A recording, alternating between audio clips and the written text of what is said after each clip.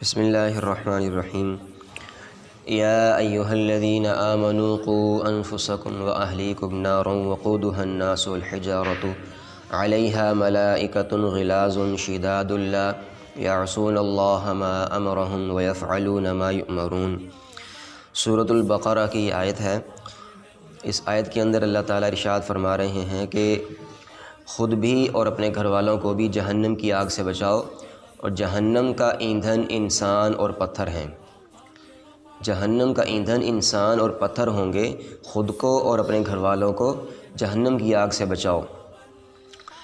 آگے اللہ تعالیٰ فرما رہے ہیں کہ جب جہنم والے جہنم میں چلے جائیں گے تو ان پر ایسے لوگ، ایسے فرشتے مقرر ہوں گے جن کو ترس نہیں آئے گا، جن کو رحم نہیں آئے گا۔ وہ سخت دل ہیں، وہ کرتے ہیں جو اللہ ان کو حکم دیتے ہیں، جو حکم دیا جاتا ہے وہ کرتے ہیں، ان کو ترس نہیں آئے گا، وہ بڑے سخت دل ہوں گے۔ لوگ جہنم کی حالت آپ نے سنی ہے کہ جہنم کی حالت، لوگوں کی حالت جہنم کے اندر کیسی ہوگی۔ موت نہیں آئے گی لیکن تکلیف انتہا ہو جائے گی، اور انتہا سے بھی آگے گزر جائے گی تکلیف کی، لیکن ان کو موت نہیں آئے گی۔ چیخ و پکار ہوگی، لیکن وہ جو فرشتے ہوں گے وہ اتنے سخت دل ہوں گے، ان کو رحم نہیں آئے گا۔ تو اس لیے اللہ تعالیٰ نے فرمایا یا ایھا الذین آمنوا قوا انفسکم واہلیکم، اے ایمان والو خود کو اور اپنے گھر والوں کو جہنم کی آگ سے بچاؤ، جہنم کا ایندھن بننے سے بچاؤ۔ تو اس آیت کے اندر بھی اشارہ ہے کہ جو گھر کا سرپرست ہے، جو اعلیٰ ہے، جو بڑا ہے، اس کو چاہیے کہ اپنے گھر والوں کی، اپنے گھر والوں کی، اپنی بھی اور گھر والوں کی اصلاح کرتا رہے۔ وہ اس کی ذمہ داری ہے، بیوی کی بھی، کیونکہ بیوی نے تو گھر سے باہر جانا نہیں ہے، کم جو ہے وہ باہر نکلنا ہوتا ہے، زیادہ تر اس نے گھر میں رہنا ہے، تو اس کی بھی اصلاح اس آدمی کی ذمہ ہے کہ جو گھر سے اندر باہر آتا جاتا ہے، بڑے کے ذمہ ہے۔ اور جو بچے ہیں ان کی بھی ذمہ داری، ان کے اوپر بھی ذمہ داری بنتی ہے، ان کی بھی ذمہ داری اس بڑے کے اوپر ہے کہ ان کی اصلاح کرتا رہے۔ کیونکہ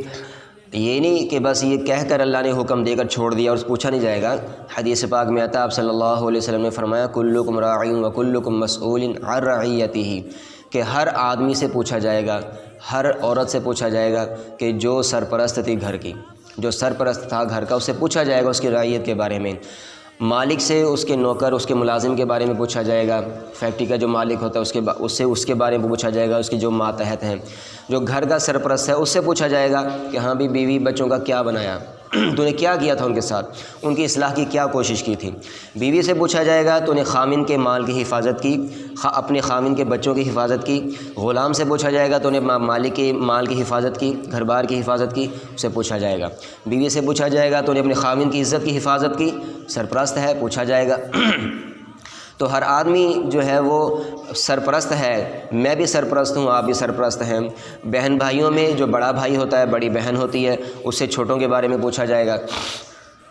تو ہر انسان کسی نہ کسی کا سرپرست ہوتا ہے، سرپرست ہے۔ اس لیے اپنی بھی اصلاح کرنی ہے اور اپنے گھر والوں کی بھی، اپنے ماتحتوں کی بھی اصلاح کرنی ہے۔ کوشش کریں، جس طرح بھی ہو سکتا ہے کوشش کریں۔ ہم اپنے کاروبار کو پھیلانے کی ہر طرح کی کوشش کرتے ہیں، مشورے کرتے ہیں، ایک دوسرے سے پوچھتے ہیں، بتاتے ہیں مجھے یہ کمی آ رہی ہے، مجھے یہاں سے گھاٹا ہو رہا ہے، مجھے وہاں سے پیسے مر رہے ہیں، مجھے وہاں سے مال نہیں نکل رہا ہے، یہاں یہ ہو رہا ہے، وہاں وہ ہو رہا ہے۔ تو ہر طرح کے 100 مشورے لیے جاتے ہیں، انسان پریشان ہوتا ہے۔ تو آخرت کو سامنے رکھتے ہوئے جو ہمیشہ کی زندگی ہے، اور یہ دنیا کی زندگی ختم ہونے والی ہے، جو آخرت کی زندگی، ہمیشہ کی جو زندگی ہے، اس کے بارے میں ہم کتنے مشورے کرتے ہیں اور کتنی سوال و جواب کرتے ہیں۔ اس کی فکر کرتے ہوئے اپنی اصلاح بھی کرنی ہے، اپنے گھر والوں کی بھی اصلاح کرنی ہے۔ حضور صلی اللہ علیہ وسلم نے فرمایا کہ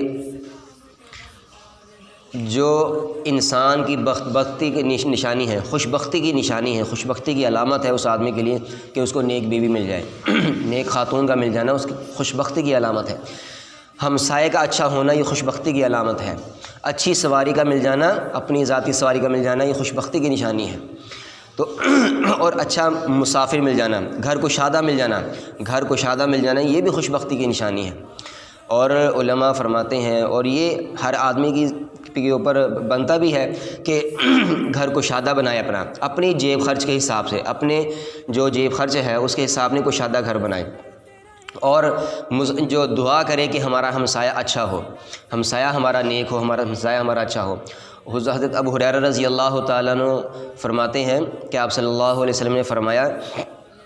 کہ جب آدمی سفر کرتا ہے اور اس کو ساتھ اس کا ہمسایہ جو مسافر ہے اس کے ساتھ والے اگر اس کو اچھے مل جائیں تو یہ اس کی خوش بختی کی علامت ہے، اور اگر وہ ہمسایہ اس کا جو مسافر ہے جو سفر کرنے والا ساتھ ہے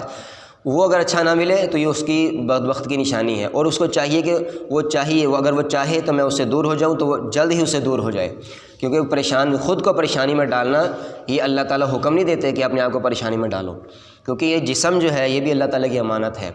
اس کا ضائع کرنا جیسے وہ یہاں سے کاٹ لیتے ہیں، خود جو لوگ جو ہیں یہاں مرد حضرات یہاں پہ وہ بال ڈال لیتے ہیں، عورتوں کی طرح کانوں کے اندر وہ بالیاں یا کوکے ڈال لیتے ہیں، اور اپنے جو ہیں وہ بالوں کے اندر وہ ہیئر کیچ بنا لیتے ہیں، وہ پتہ نہیں کیا وہ جو ہوتا ہے ڈالتے ہیں، جو عورتیں ڈالتی ہیں لڑکیاں ڈالتی ہیں وہ بنا لیتے ہیں، وہ ڈال لیتے ہیں، بڑے بال رکھ کے اس کے اوپر ڈال لیتے ہیں، تو یہ اللہ تعالیٰ کی بناوٹ کو تبدیل کرنے کی مترادف ہے کہ اللہ نے جیسا ہمیں بنایا ہم ویسا کیوں نہیں رہتے، کیوں ہم عورتوں والا وہ لباس عورتوں والا اپنی وہ بناتے ہیں، حیت کو بناتے ہیں کہ بال بڑے کر کے اس پہ وہ ہیئر کیچ بنا لیا اور کانوں میں وہ ڈال دیے، وہ بالیاں سے ڈال لی، تو یہ اللہ تعالیٰ کی بناوٹ کے اندر ہم اس کو اور تبدیل کرنا چاہتے ہیں، نعوذ باللہ یہ بڑی اللہ تعالیٰ کی شان کے اندر گستاخی ہے اور اللہ تعالیٰ کے احکامات کی نافرمانی ہے، اس سے ہمیں بچنا چاہیے۔ ہمارا کام یہ دوسروں کو سمجھانا، ہم مسلمانوں کا کام یہ کہ دوسروں کو سمجھانا، بس ہم نے سمجھانا ہے، ان کو ہدایت دینا یہ اللہ تعالیٰ کے اوپر ہے، ان کو ہدایت ملتی ہے نہیں ملتی، ہمیں صرف سمجھانا ہے، اور سمجھاتے یہ بھی ہمیں پتہ ہے کہ قیامت نزدیک ہے، جتنا نزدیک آ رہی ہے لوگوں نے سمجھنا نہیں ہے، جن کے اندر نافرمانی پائی جاتی ہے انہوں نے نافرمانی کے اوپر چلے جانا ہے، لیکن ہمارے لیے یہ حکم ہے کہ تم نے سمجھاتے رہنا ہے، سمجھاتے سمجھانے والوں نے 10 رہ جانا ہے اور بگڑنے والوں نے 100-200 ہوتے چلے جانا ہے، وہ بڑھتے چلے جائیں گے نافرمانی میں، اور سمجھانے والے کم سے کم ہوتے چلے جائیں گے، اور جو کم سے کم ہوتے چلے جائیں گے وہی جنت کے اندر جانے والے بنیں گے۔ آپ صلی اللہ علیہ وسلم نے فرمایا، اللہ کا یہ ارشاد ہے کہ قیامت کے اندر ایسے لوگ آواز دی جائے گی کہ تہجد والے کھڑے ہو جائیں گے، تو بہت تھوڑے سے لوگ کھڑے ہوں گے، تہجد والے، وہ جنت میں چلے جائیں گے، اور کہا جائے گا کہ بہت علماء کھڑے ہو جائیں، ایسے علماء کھڑے ہوں گے جو حق والے ہوں گے، وہ بہت تھوڑے ہوں گے، وہ جنت میں چلے جائیں گے۔ تو وہ لوگ کھڑے ہوں گے جو اصل سچے مومن تھے، جو بالکل دین شریعت پر عمل کرتے تھے، وہ کھڑے ہوں گے، بہت تھوڑے سے ہوں گے، یعنی بہت تھوڑے ہوں گے جو جنت میں جانے والے ہوں گے، اور جو بگڑا ہوا علاقہ اور بگڑے ہوئے لوگ ہوں گے وہ بہت زیادہ ہوں گے۔ اللہ تعالی ہمیں سمجھ کے عمل کی توفیق عطا فرمائے۔ تو اپنا گھر کا ماحول یہ ہماری ذمہ داری ہے، گھر کو شادہ، ہوادار، باپردہ، اور گھر کی الگ بیٹھک جس میں آنے جانے والوں کے لیے ہو، اور گھر کی اصلاح یہ ہم سب کی ذمہ داری ہے۔ اللہ تعالی ہمیں عمل کی توفیق عطا فرمائے۔